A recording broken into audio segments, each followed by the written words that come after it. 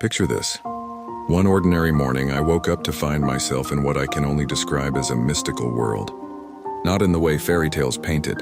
No sparkling unicorns or friendly dragons. No, this was different. The air felt heavy with secrets, and shadows seemed to dance at the corners of my vision.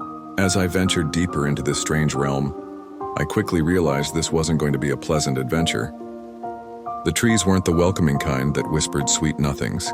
They creaked and groaned like old bones.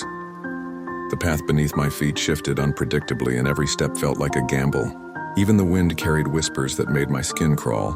Not exactly the friendly world I'd hoped for. But you know what's funny about darkness? It has a way of making light more meaningful. In the midst of this eerie landscape, I started noticing things I might have missed in a more welcoming place. There were flowers that glowed with their own inner light, painting the ground in soft blues and purples. The very shadows that seemed so threatening began to reveal hidden patterns, like nature's own secret art gallery. And that's when it hit me. Sometimes the most beautiful discoveries happen in the most unlikely places. The mystical world hadn't changed, but my perspective had. Those creaking trees? They were actually creating a haunting symphony.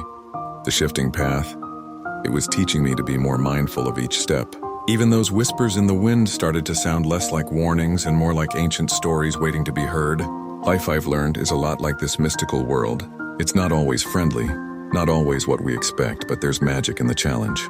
In every storm, there's a patch of clear sky. In every dark moment, there's a glimmer of light. Sometimes we just need to adjust our vision, to look past what scares us and find the beauty hiding in plain sight. Because that's the real magic, isn't it? Not the obvious kind with sparkles and rainbows, but the kind that emerges when we're brave enough to face our fears and find wonder in the unexpected. In any storm, there is indeed heaven too. We just have to be willing to look for it.